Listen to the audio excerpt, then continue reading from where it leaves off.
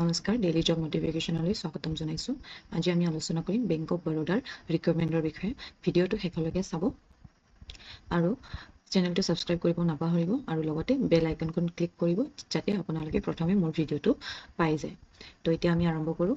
Bank of বৰোদাৰ এপ্ৰেণ্টিছৰ recruitment start হৈ গৈছে। Total 5000 post হয়।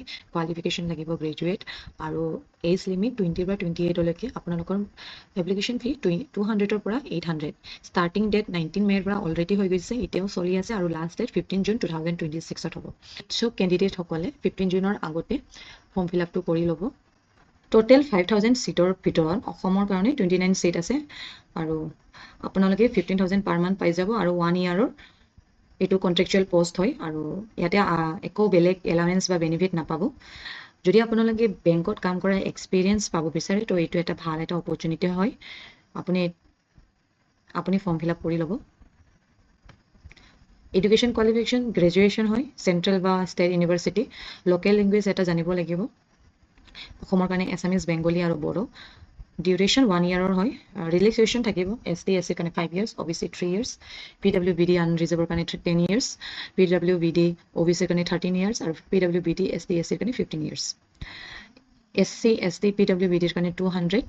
Application fee UR EWS OBC female transgender কেণ্ডিডেটছৰ কাৰণে 600 প্লাছ GST থাকিব। STৰ কাৰণেও GST লাগিব। UR EWS OBC মেল কেণ্ডিডেটছৰ কাৰণে 800 প্লাছ GST। এইটো হ'ব আপোনালোকৰ এপ্লিকেশ্যন ফি। এতিয়া আপোনালোকে ফৰ্ম ফিল আপ কেনেকৈ কৰিব, মই কমেণ্ট ছেকশ্যনত ৱেব লিংকছটো দি দিম।